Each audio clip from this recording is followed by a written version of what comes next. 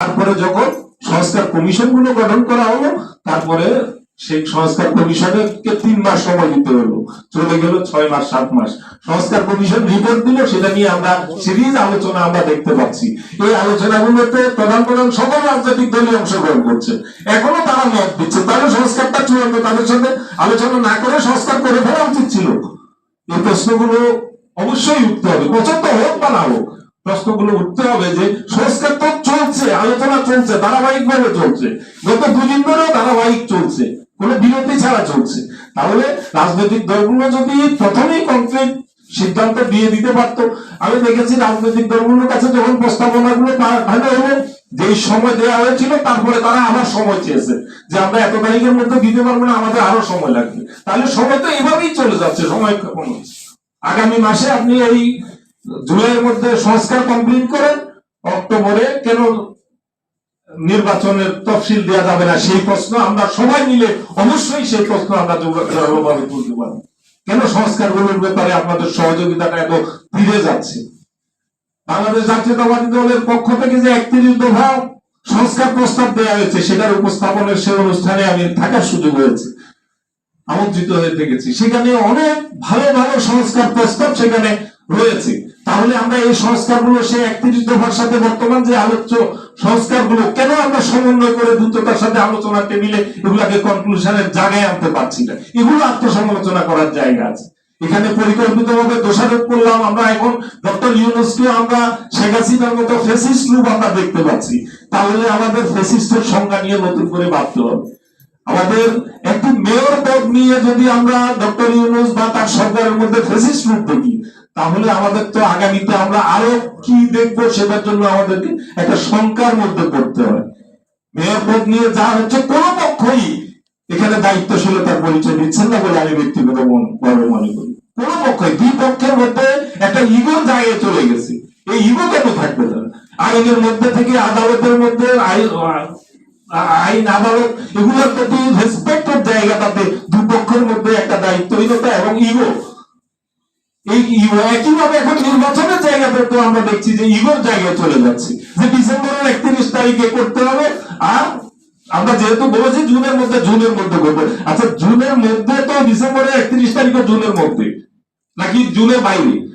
এমন তো হতে পারে যে এটা জানুয়ারির 10 তারিখ ডেট হতে পারে। তাহলে কি করবেন না ইলেকশন ডিসেম্বরের 31 তারিখের পরে করবেন? এটা আলোচনার টেবিলে এটা সমাধান হওয়ার যথেষ্ট সুযোগ আছে।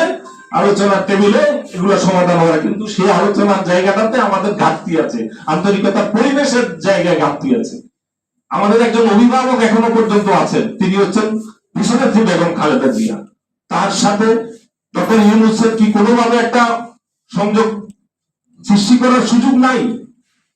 তার মাধ্যমে অভিভাবকের মাধ্যমে দুজনের মধ্যে আলাপ আলোচনার মধ্যে দূরত্বটা কমিয়ে আনা যায় না? আমরা যেই জায়গায় চলে যাচ্ছি, এই সুযোগটা তো প্রতিত ফেসিবাদীরা নিচ্ছেন। তারা এখন হুঙ্কার দিচ্ছে সীমান্তের বাইরে থেকে ভিতরে থেকে মিছিল নিয়ে যখন তখন বিভিন্ন জায়গায় নেমে যাচ্ছে। প্রশাসনে 80% এখনো পর্যন্ত ফেসিবাদের দোষরা বসে আছে। বলবেন যে সরকার কেন এটা করতে পারবে না? সরকার একা পারবে? তার কোনো মেকানিজম আছে? সেটা যখনই এই আলোচনা আসে যে অমুক জায়গায় অমুক কেন, তখনই সরকারের দায়িত্বশীল জায়গা থেকে আমাকে প্রশ্ন করা হয়েছে। আমি যখন বলেছি যে অমুক এখনো অমুক জায়গায়, বললো যে উপযুক্ত বিকল্প দেন। উপযুক্ত বিকল্প নাই, এটা বাস্তবতা। এই বিষয়গুলো উপযুক্ত বিকল্প তখনই খুঁজে যাবে যখন আপনারা সবাই রাজনৈতিক শক্তিগুলো যখন কোঅপারেট করবে, তখনই খুঁজে বের করা সম্ভব হবে। সেই জায়গায়ও কোঅপারেশনের জায়গাটা তো অনেক ঘাটতি আছে। জমিউল্লাহ ভাই প্রশাসনের লোক হাসছেন, বাস্তবতা হচ্ছে এই প্রশ্নগুলো আসছে সুনির্দিষ্টভাবে যখন আসে তখন উত্তর দিতে পারি না আমরা। আমরা প্রতিবাদ করছি নানান জায়গায়, কিন্তু উত্তর দেওয়ার জায়গায় খুঁজে পাচ্ছি না, যোগ্য লোক রিপ্লেস করার মতো পাওয়া যাচ্ছে না। কারণ গত 15 বছরে যাদের মধ্যে আওয়ামী লীগের ব্লাড নাই, এই পজিটিভ রক্ত ছাড়া সব জেটিয়ে বিদায় করে দেওয়া হয়েছে। বি পজিটিভ, জে পজিটিভ বলেন, আরো যা বলেন, এগুলো সব তো জেটিয়ে বিদায় করে দেওয়া হয়েছে। এই বিষয়গুলো আমার কথা দীর্ঘ হয়ে গেছে, সরি, আমি 5 মিনিটে ওদের শেষ করতে পারি নাই। আমি অত্যন্ত দুঃখিত যে বাস্তবতা, যেহেতু ছোট্ট জায়গা থেকে হলে কাজ করছি, সরকারের কাছাকাছি জায়গায় অনেক বাস্তবতার মুখোমুখি হচ্ছি। সেই বাস্তব বিষয়গুলো না তুলে ধরলে, যদি আগামী ধরুন এখন থেকে আমাদের ঈদ শেষ হলো, জুলাই মাসে সেপ্টেম্বর মাসে শিডিউল দেওয়ার জন্য বলা হচ্ছে, নির্বাচনী শিডিউল দিয়ে দেওয়া হলো। নির্বাচনী শিডিউল দিয়ে দেওয়ার সঙ্গে সঙ্গে সমস্ত প্রশাসন, পুলিশ প্রশাসন, জনপ্রশাসন সবই নির্বাচন কমিশনের অধীনে যাবে। এই নির্বাচন কমিশন কি করে 80% আওয়ামী লীগের দোষণ নিয়ে এই নির্বাচনটা সুষ্ঠুভাবে এগিয়ে নিবে?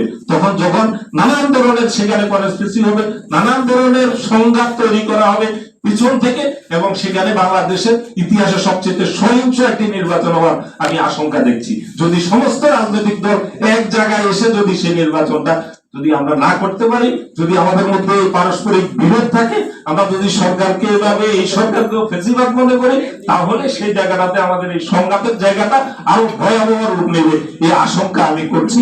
আমার এই আশঙ্কা ভুল প্রমাণিত হোক এই কামনা করে আমার বক্তব্য শেষ করছি।